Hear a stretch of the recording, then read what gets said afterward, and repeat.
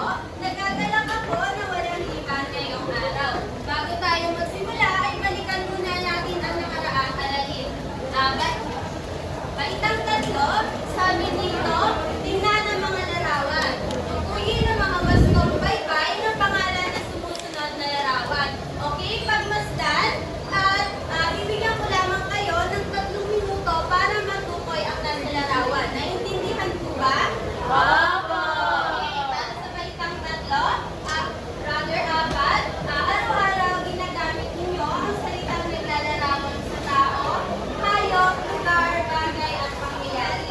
Sige nga, tingnan natin at sagutin natin ang mga tanong na ito. Una, si Francine ay matalinong bata. Ano sa pangungusap ang ngalan ng tao? Okay, Ashley? Francine. Okay, magaling si Francine. Ano naman ang salitang naglalarawan kay Francine? Okay, Ravi. Okay, si Francine ay matalinong bata. Okay, pangalawa, ang tigre ay mabangis. Ano ang ngalan ng hayop? Okay. Okay, ang pangalan ng hayop ay tigre. So, ano naman ang salitang naglalarawan sa hayop? Ashley? Mabangis. Okay, ang tigre ay mabangis. Mahusay pa itang apat at naaalala niyo pa ang ating nakaraang aralin. Bigyan niyo ang sarili niyo ng tatlong bagsak. 1, 2, 3. Okay, ngayon naman, baitang apat tapos baitang tatlo tapos na ba? Okay, magaling. Bigyan niyo din ang sarili niyo ng tatlong bagsak. Okay, ngayon ay inaanihan ko ulit ang lahat na tumayo para sa aking inihandang awitin. Ang awitin nito ay Ako ay may lobo. Sundan lamang po ang kanta. Wait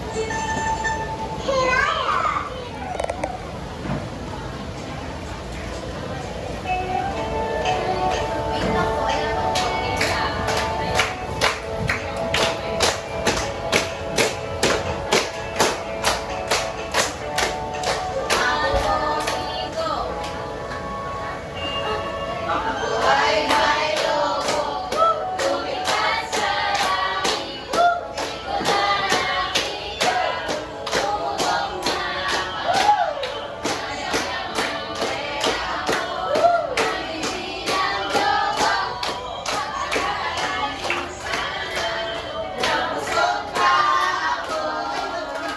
Okay, maraming salamat. Baitang tatlo at baitang apat. Ngayon, baitang apat ay may inihanda ako dito maikli mga katanungan. Ngayon, ang gagawin niyo lamang ay sagutan ang mga katanungan na ito at mamaya, pagbalik ko ay tatawag ako ng ilang mga estudyante. Ngayon, baitang tatlo, ay sagutan naman natin ang katanungan ito. Una, ano ang kamagat ng awiting ating kinanta ngayon? Celine? Okay, ako ay may lobo. Ano naman ang hugis ng lobo? Ano naman, Celine? Okay, bilog o maaari siyang oblong. Okay, pangatlo, bakit kaya umutok ang lobo? Ashley? Dahil sa ibon. Okay, umutok ang lobo dahil sa ibon. Ano naman kaya ang damdamin ng bata nung nawala ang lobo? Okay, ang malungkot.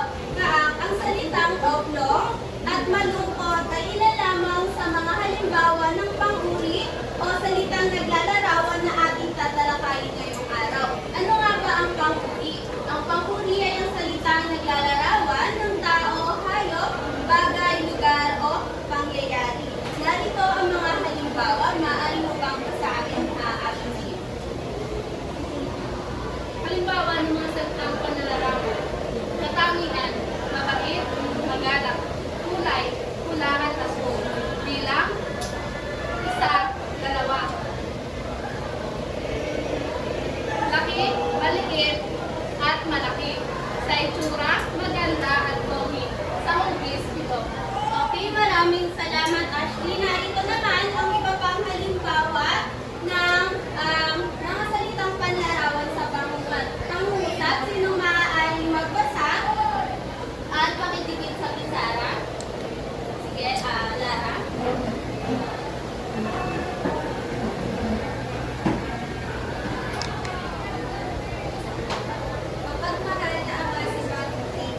Okay, pakidikit na ako.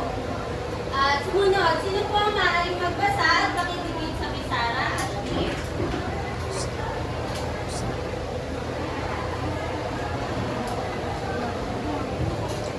Maliit ang puno sa kanilang Okay.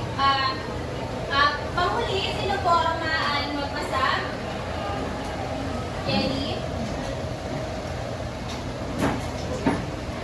Hiram siya ng anim na aklas sa akin. Okay. Maraming salamat sa inyong tatlo. Ayan po ang mga halimbawa ng mga panghuli o salitang naglalarawan. Kung naiintindihan niyo na po ba ang ibig sabihin ng panghuli? Opo! Okay, kung naiintindihan, ay pag-aralan ang comic strip na ito. At bibigyan ko lamang kayo ng 3 minuto at pagbalik ko ay sasagutan natin ang mga katanungan. Okay, tapos na po ba kayo ba isang 4? Opo! Okay, kung tapos na, ay sagutan natin ang katanungan na ito. Ano ang pamagat ng awitin natin kinanta ngayon? Lucera? Ako ay may logo. Okay, ako ay may logo. Magaling. Ano naman ang nangyari sa logo? Okay, Regina? Pumutok po. Okay, pumutok. Kung may dalawang logo, kunyari ito yung asul at ito yung pula. Kung may dalawang logo, paano mo masasabi kung alin ang mas mataas lumipad? Ito ang pula at ito ang asul. Okay, sino po? Yes? Okay, ang pula daw po ay ang mas mataas kaysa sa asul. Ang salitang kaysa ay ilan lang sa mga halimbawa ng ating tatalakayin ngayon. Ito ang lantay, pahambing at pasuknol. Ito po ang mga antas ng panghuli. Una, ang lantay, ito ay nasa lantay na kaantasan kapag walang ipinaghahambing na dalawa o maraming bagay. Ang mga halimbawa nito ay nalungkot, magaan, mabigat at mahinahon. Sa pangungusap, nalungkot ang bata nang pumutok ang kanyang logo. Ang logo ay magaan, mabigat ang foto na hawak ni Errol, mahinahon ang boses ni Mika. So, tandaan na ang lantay ay walang pinaghahampihan. Naiintindihan po ba ba itang 4? Opo! Okay, pangalawa, maaari mo bang basahin inyon? Pahambing. Ito ay nasa pahambing na antas kapag may pinagahambing na dalawang pangalan, tao, bagay, hayop, Okay, ang mga halimbawa. Anong halimbawa nito ay mas magkasing kaysa? Una ay mas malaki ang elepante sa baba. Pangalawa, magkasing ganda sina Sheila May at Catherine Bernardo. Pangatlo, malaki ang bahay ni Sophia kaysa kay Miguel. Okay, maraming salamat ninyo. At tandaan na ang pahambing daw po ay may pinaghahambingan ng dalawang pangalan. Naiintindihan po ba? At ang huli ay ang pasukdol. Ito ay nasa pasukdol na antas o kaantasan kapag ito ay nagpapakita ng pangibabaw sa lahat. Ang mga halimbawa ay pinaka, kubot at sobra.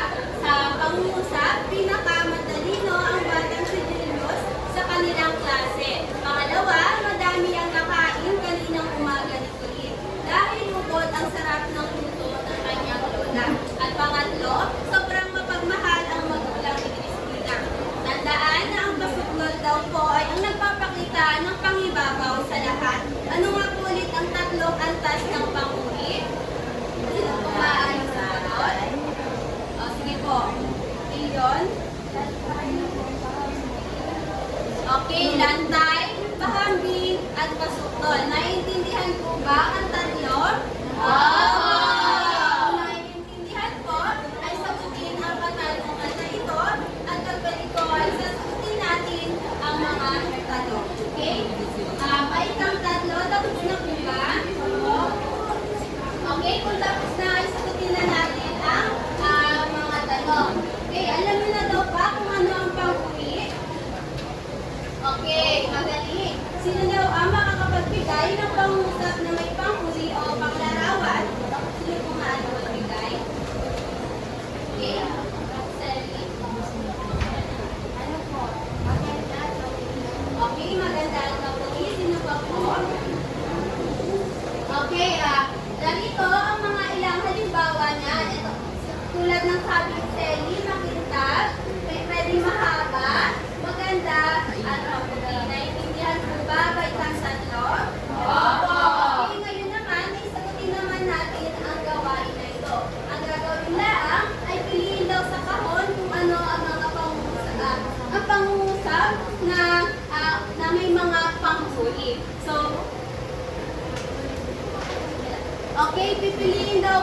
baitang tatlo.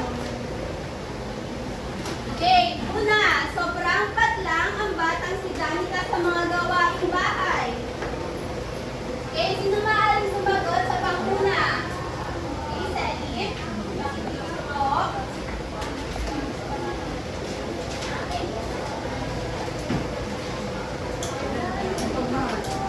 Okay, sino po maaaring sumagot sa pangalawa, Jenny?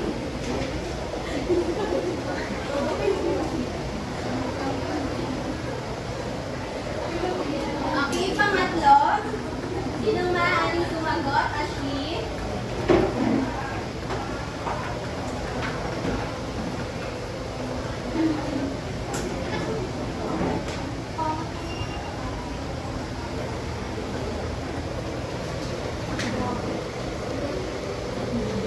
Okay, maraming salamat baitang tatlo at nauunawaan niyo talaga ang ating tinalakay ngayong araw. Ngayon naman ay magkakaroon kayo ng pangkatang gawain. Ito ang pangkat-isa at ito ang pangkat-dalawa. Ngunit bago yan, ialamin muna natin ang mga alituntunin sa pangkatang gawain. Maaari mo bang basahin, Lara? Mga alituntunin sa pangkatang gawain. Una, pakikinuhok sa gawain ng grupo. Pangalawa, magsalita ng mahinahon. Pangatlo, basahin mabuti ang panuno. Pang-apat, pumili ng leader o tagasulat at tagaulat. Pang-lima, tapusin ang gawain sa loob ng 5 minuto. At pang-anim, gusto ng ingay o palakpak kung siya tatapos na ang limang sa gawain. Okay, maraming salamat, Lara. At sa pamantayan naman sa pagmamarka, mayroon tayong katahimikan at kaisahan ng pangkat, 5 puntos, kausayan sa paglalahad sa klase, 5 puntos, nakasunod sa itinakdang oras, 5 puntos, na may kabuuang 15 puntos. Okay, maaari na kayo magsimula ngayon. Baitang tatlo, tapos na ba? Okay, kung tapos na ay sagutin na natin ang katanungan. O, ang tanong, alam niyo na ba kung ano ang tatlong antas ng panguri? Okay, sino ang makakapagbigay ng halimbawa ng lantay sa pangusap? Okay, Rochella? Masaya ang bata sa kanyang loob. Okay, masaya ang kanyang bata sa lobo. Sa pakambing, sino naman po manalo? Parehong pinot ang lobo ko at ang lobo mo. Okay, maraming salamat. At ang huli ay pasuklol. Okay, Alphonse. Pinakamataas si Cardo sa kanilang klase. Okay, magaling mga bata. At naiintindihan nyo talaga. Ngayon naman, yung sagutin ang gawain na to. Ang gagawin lamang ay piliin daw sa kahon ang mga pangusap na lantay, pakambing o pasuklol. Tapos, didikit lamang sa dulo. Okay, sino to ang maaaring sumagot sa number 1? Panalo.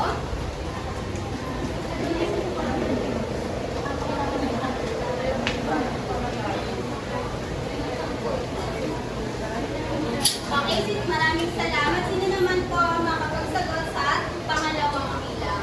Okay, Peter.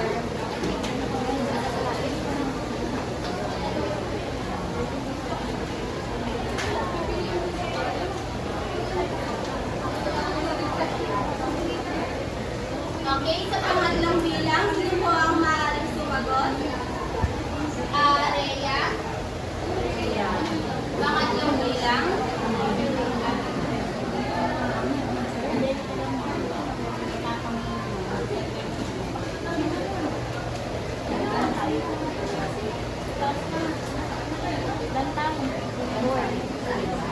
Okay, mahuhusay pa itang tatlo at nasasagot po ninyo ang ating mga gawain. Ngayon naman ay magkakaroon kayo ng pangkatang gawain. Ito ang pangkat-isa at ito ang pangkat-dalawa. Ngunit bago yan, ay alamin muna natin ang mga alituntunin sa pangkatang gawain. Maaari mo bang basahin, Manalo?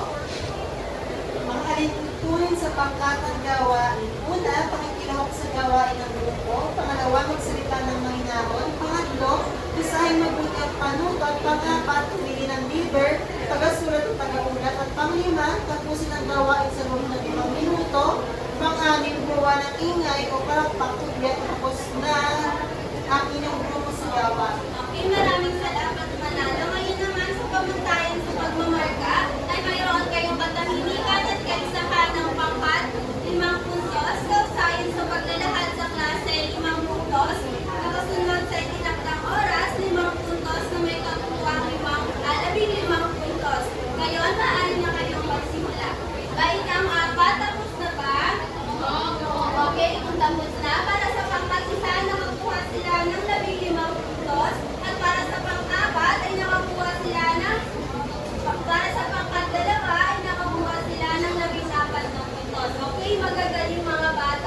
bigyan nyo nga ang sarili nyo ng ang galing clap. Alam niyo po ba yun?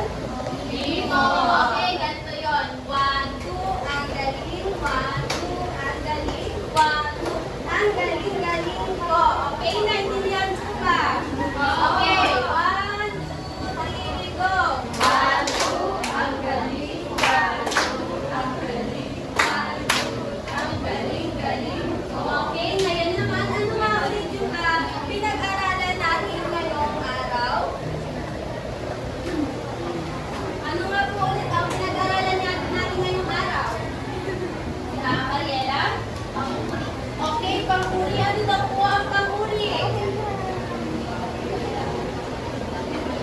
Sige, Celine. Ang panghuli ay salitang naglalarawan.